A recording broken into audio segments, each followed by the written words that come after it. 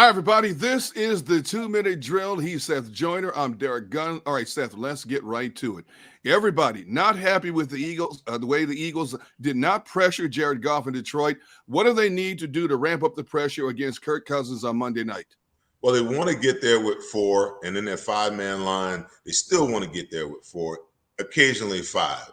But if they're not getting there like they didn't get there last week, then Jonathan Gannon's going to have to dial up some blitzes. He's going to have to send some linebackers, send some DBs off the edge, because you cannot allow Kirk Cousins to sit in that pocket and be comfortable and take your defense apart.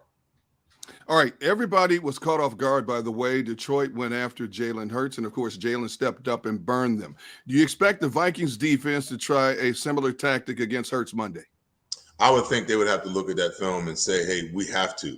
But at the other end of the spectrum, I believe that their defensive front is a lot more athletic than the Detroit Lions was. So I think they're going to come out originally and try to get pressure, with 4. And if they have to, because Jalen is passing the ball well, then they'll resort to bringing pressure and trying to speed up his clock. And, of course, first and foremost for this Eagles defense, you cannot let Justin Jefferson run free all across the field. How do the Eagles blanket Justin Jefferson? Well, listen, Jonathan Gannon should be this week, in his lab trying to figure out ways to double him, whether you drop a safety in from the backside and you run a robber coverage when his split is cut down, or whether you put a safety over the top and you play underneath with the corner. You got to double him, and you got to force everybody else to beat you. All right, if you are a connoisseur of the fine running backs, you have a couple of good ones on the field Monday night. You have Miles Sanders for the Eagles and, of course, Dalvin Cook for the Vikings. Do you expect both of them to have big games, or does one defense clamp down on the other? Well, listen, the Minnesota defense clamped down on the Green Bay running game last week.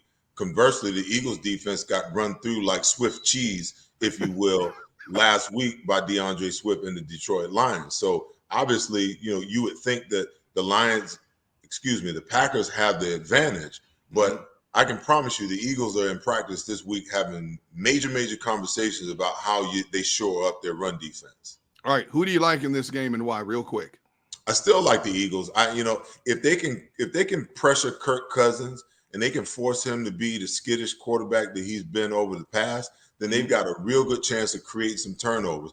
I don't know that defense is going to play as well against the Eagles as they played against Green Bay last week.